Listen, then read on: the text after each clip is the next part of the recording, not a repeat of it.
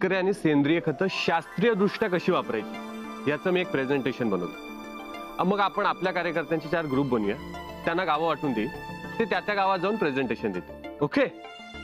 ही तर चांगली आयडिया दादा. दादा दादा दादा दादा दादा काय झालं? हो कमाल झाली.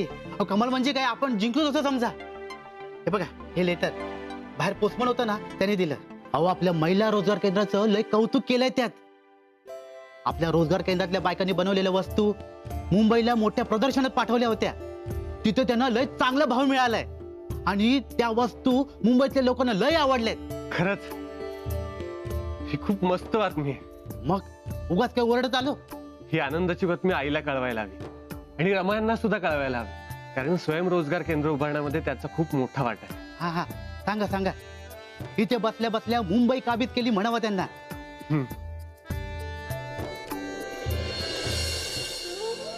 रमा, जरा बाहेर ये. जी बाई साहेब, आलेच.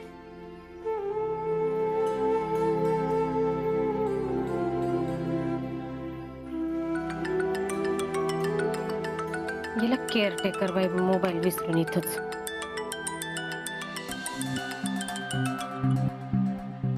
आता बघतेच हिला कोण सतत फोन करत असत.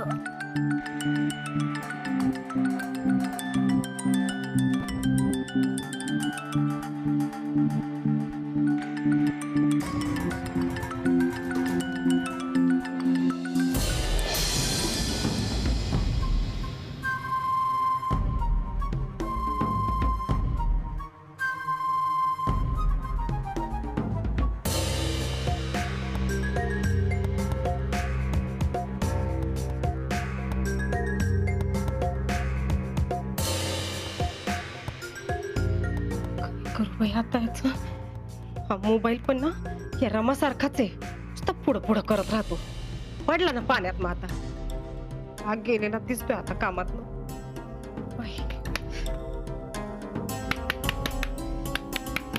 पहिला बाबा चालू.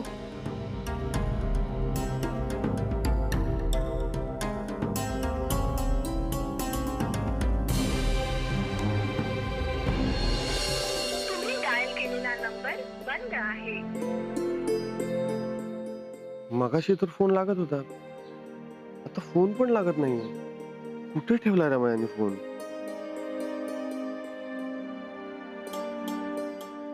तुम्ही डायल केलेला नंबर बंद आहे. अरे वाड्यावर रेंज नाही असं पण नाहीये, पण फोन का लागत नाहीये? तुम्ही डायल केलेला नंबर बंद आहे.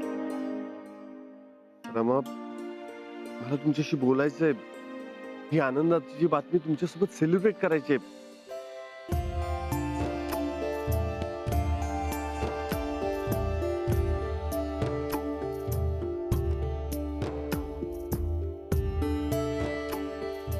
मला तुम्हाला भेटायचं आज संध्याकाळी आपल्या नेहमीच्या ठिकाणी भेटा. बाय.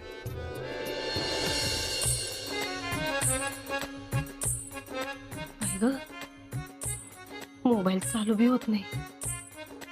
गेला का काय कामात ना. बरं झालं कोणी पाहिलं नाही मला, नाही तर आतापर्यंत मीच कामात न गेली असती बाई.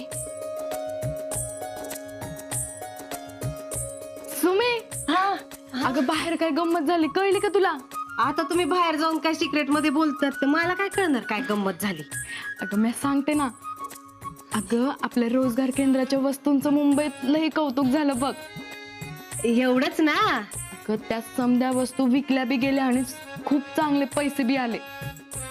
आणि रमाच्या कष्टाचं चीज झालं बघ. अगं मुंबईत नाव काढलं तिनं. रमानं नाव काढलं ना मुंबईत? तिच्या जागी मी असते ना तर नाव काय आडनाव पण काढलं असतं मी. काय नशीब आहे लोणचं आणि पापडांचं पण. मुंबईत जाऊन पोचले आणि मी इथंच. तुला सांगते मंजू, मी आत्ता बी मुंबईत गेले ना लई धमाके करेल बघ मी. अशा अवस्थेत जाणार आहेस का तू तिकडे? ते जाऊ दे. बाईसाहेबांना ही बातमी कळली आणि त्या लई खुश झाल्या बघ. बाईसाहेब खुश झाल्या ना ग? तू का खुश होती एवढी? अगं सोन्याच्या विटा लंकेत असतात, आपल्याला काय मिळणार आहे त्याचं? सुमे, अगं दर वेळेला फक्त स्वतःचा विचार नसतोय करायचा. आता ही एक गोष्ट गावासाठी किती मोठी आहे बघ बरं. या एका गोष्टीमुळे गावातल्या महिलांना मोठमोठी कामं मिळतील. आणि ज्या बायका आतापर्यंत काहीच पैसे कमवू शकत नव्हत्या, आता त्या बी स्वतःच्या हिमतीवर स्वतःचा गृहउद्योग मोठा करू शकते. आणि सगळ्यात महत्वाचं म्हणजे आता त्यांना पैशासाठी कुणावर बी अवलंबून राहायची गरज नाहीये. ते समजतंय का तुला? रमा, ए रमा. जी बाईसाहेब, काही हवंय का? नाही, मला काही नकोय. मला तुला बक्षीस द्यायचंय. बक्षीस? अहो पण का? रमा, तुला माहितीये का, तुझ्या या कल्पनेमुळे गावातल्या किती बायकांचं आयुष्य बदलणार आहे? इतक्या वर्षात जे झालं नाही ते फक्त तुझ्यामुळे, तुझ्या मेहनतीमुळे शक्य झाले. मग बक्षीस तर द्यायलाच पाहिजे ना. अहो बाईसाहेब, मला नकोय. तर घे. हं? अहो पण खरंच याची काहीच गरज नव्हती. अगं, मी तुला या घरची केअरटेकर बनवली, पण तू तर सगळ्या गावाची काळजी घ्यायला लागलीस. अशीच पुढे जात जा. मी आहे तुझ्या पाठीशी. आणि याची गरज आहे की नाही ते मी ठरवणार. असू देत. हं? सिमरन, हे तुला. आणि मंजू, हे तुला. अहो बाईसाहेब, असू देत, घे. तुम्ही दोघींनी सुद्धा या केंद्रासाठी खूप काम केलंय. एवढ्यासाठीच आले होते मी. चालू द्या तुमची कामं.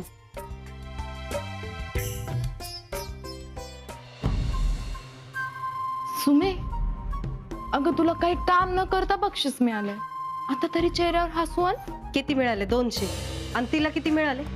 2000. तुला याचा अर्थ कळतोय का?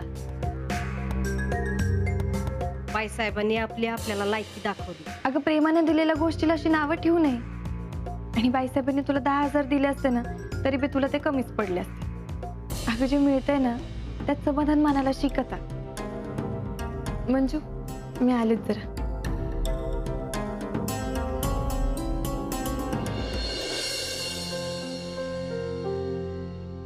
एवढ्या वेळा कॉल केला, एकदाही कॉल लागला नाही, म्हणून मेसेज केले, पण ते सुद्धा तुम्ही वाचलेले दिसत नाही. म्हणजे तुमचं मोबाईलकडे लक्ष नाहीये रमा. काहीतरी करा, मला कॉल बॅक तरी करा, नाहीतर मेसेजला उत्तर तरी द्या. मला कल्पना आहे तुम्ही कामात बिझी असाल, पण संध्याकाळी भेटू एवढं जरी कळवलं तरी मला बरं वाटेल.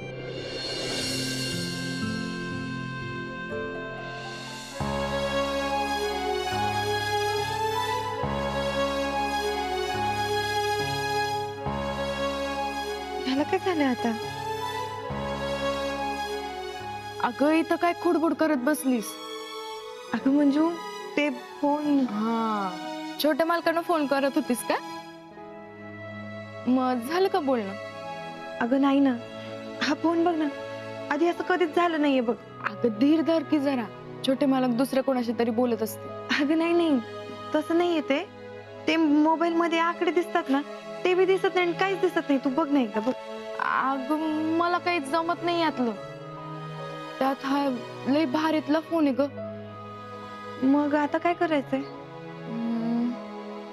रमे, तू इथं डोकं लावत बसण्यापेक्षा सुमीला विचार की एकदा. तिला आपल्यापेक्षा जास्त कळतं ना फोन मधलं. बरोबर आहे तुझं. ठीक आहे, मी तिलाच विचारेन. बरं चल, काम आहेत.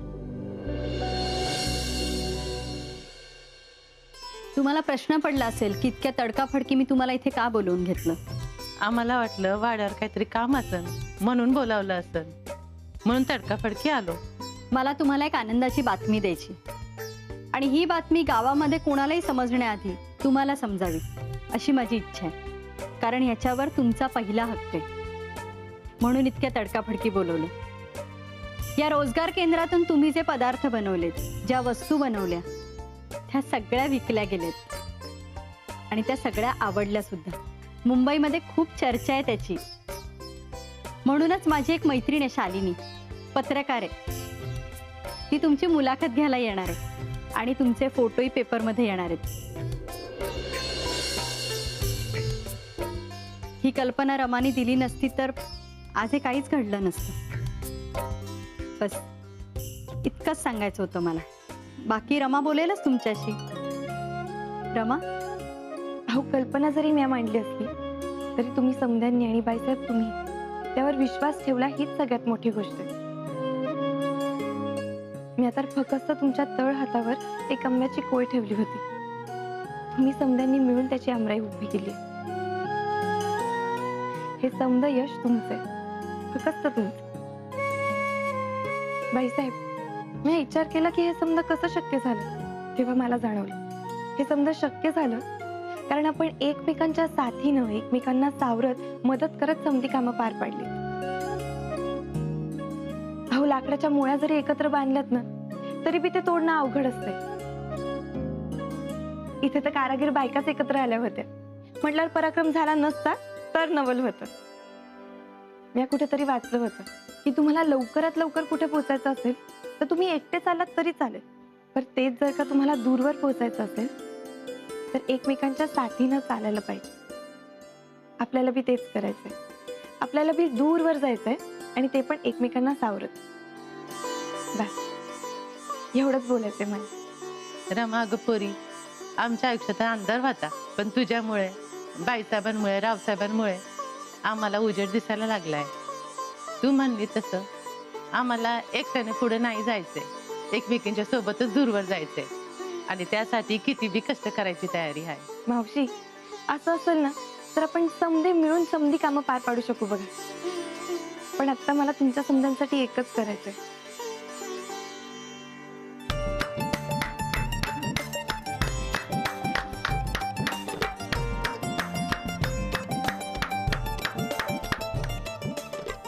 खरंच खूप खूप अभिनंदन तुमच्या सर्वांचं. अशीच तुमची अजून प्रगती होत राहावी हीच देवीकडे प्रार्थना.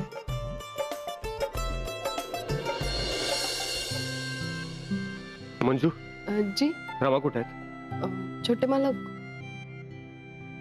नाही म्हणजे मला महिला रोजगार केंद्राबद्दल बोलायचं होतं. पुढचे उपक्रम काय असणार आहेत त्या संदर्भात चर्चा करायची. कुठे आहेत त्या? आव मग त्याच्यासाठी रमा कशाला पाहिजे, मी आहे ना.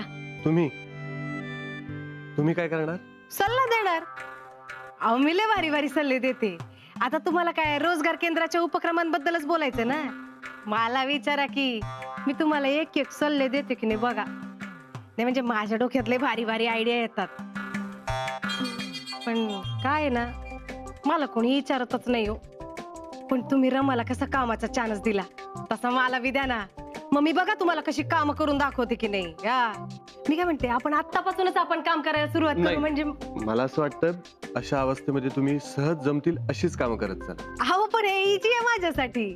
नाही तरी स्ट्रेस येतोच, आणि किती नाही म्हटलं ना तरी अशा कामामुळे थकायला होतं. त्यामुळे तुम्ही जास्तीत जास्त विश्रांती घ्या. अहो असं काही नाही हे मी खरंच सांगते तुम्हाला, खरंच. आणि तुमचं काम जर झालं असेल ना तर तुम्ही गेलात तरी चालेल. आणि रमा असतील ना सोबत तुमच्या?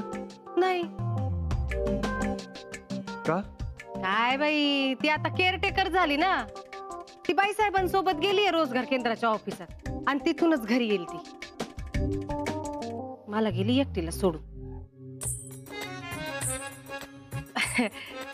मंजू, तू ऐकलं ना आता छोटे मालक काय म्हणाले?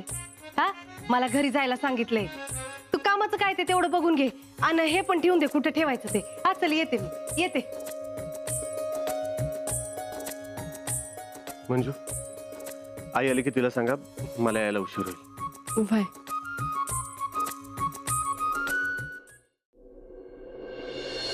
रमा, संगीता भेटली होती बरं.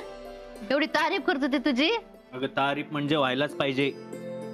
हा जो उपक्रम आहे ना तो रावसाहेबांच्या पक्षाचा महत्वाचा उपक्रम होता आणि तो पूर्ण होऊ नये म्हणून आबासाहेब हात धुवून मागे लागले होते, पण रामा पुरून उरली. होय ना.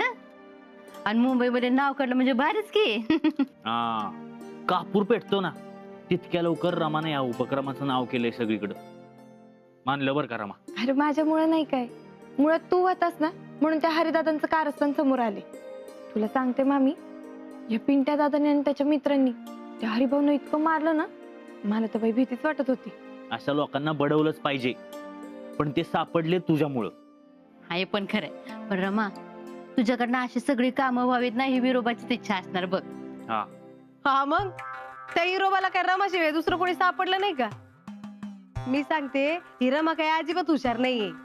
ते हरिदादा बिंडोक होते म्हणून पकडले गेले. आणि जे मुंबईत नाव झालं ना ते रोजगार केंद्रातल्या महिलांनी चांगले पदार्थ बनवले म्हणून झालं. अगं सुमे, पण त्यांना सगळं तिनेच सांगितलं ना, तिनेच शिकवलंय. आई, कावेळ झालेल्या माणसाला सगळं जग पिवळच दिसतं का ग? हा नाही, म्हणजे रमाची तारीफ करणारे बाकी सगळे मूर्ख आहे आणि तूच तेवढी शानी. हा सुमे, अगं एखादा माणूस चांगली गोष्ट करत असेल तर त्यांनी चांगली केली असं म्हणावं. अगं उगाच करा मला केअरटेकर केलंय आणि रोजगार केंद्राचे तिला प्रमुख म्हणून नेमले, ते उगाच. आई, तू पण कोणाला समजावून सांगते? उद्या रामाला एखादा मोठा पुरस्कार जरी मिळाला ना तरी म्हणाल काही स्पर्धाच नव्हती म्हणून रामाला बक्षीस दिलं. झालं बोलून का अजून काही बोलायचं राहिलंय? नाही बोला. तू तिच्याविषयी चांगलं बोलत नाहीस ना म्हणून आम्हाला तुला बोलावं लागतं. पिंट्या दादा, अरे जाऊ देत ना, शांत हो. अगं मामी, तुला सांगायचंच राहिलं की. काय ग? मुंबईवरून रोजगार केंद्राची चांगली बातमी आली ना. हा, तर बाईसाहेबांनी मला 2000 रुपये दिले. होय? तू तुझ्या हाताने देवासमोर ठेव जा.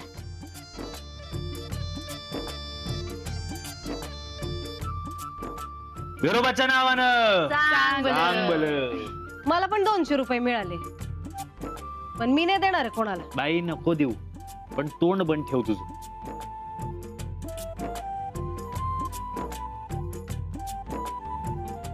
समल्यांनी माझं कौतुक केलं. छोट्या मालकांनी मला फोन बी नाही केला. कामाच्या गडबडीत असतील मान्य आहे, पण एक मेसेज करूच शकत होते. तुमच्या कामाच्या गडबडीत माझ्यासाठी थोडा वेळ काढला असता ना तरी बी लई बरं वाटलं असतं.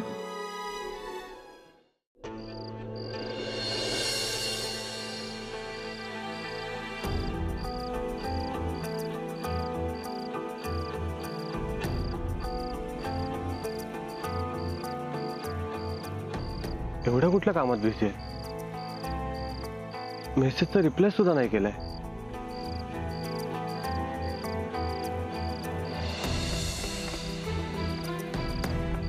तुम्ही डायल केलेला नंबर बंद आहे. फोन पण लागत नाहीये. बाई बाई बाई, केवढं बोर होतंय ग. जीवात दी नको नको झालाय. हा पिंट्या दादा पण फोन ठेवायचा विसरून गेला. त्याचा फोन असता तर आता फिल्म तरी पाहता आली असती मला. बरोबर आहे सुमे तुझं. 1 मिनिट थांब.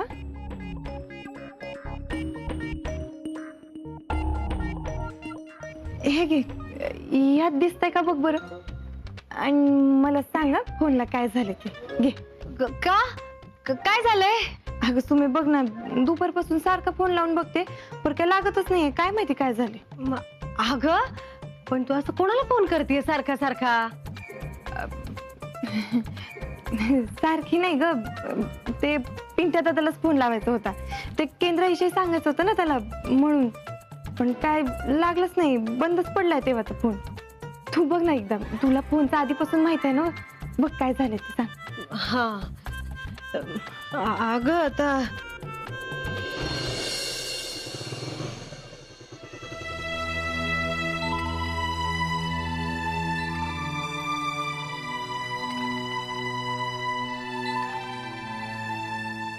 माझा मेसेज रमायांना नक्की मिळाला असेल, पण त्या मुद्दाम रिप्लाय देत नाही.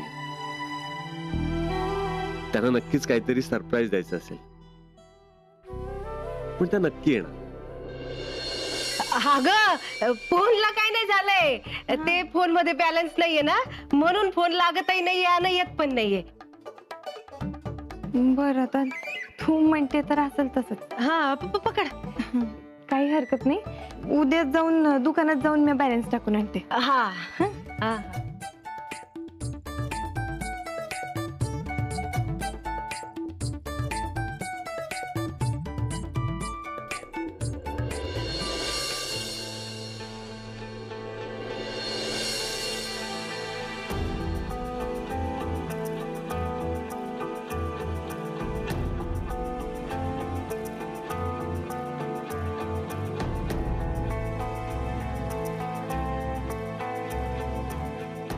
फोन का लागत नाही?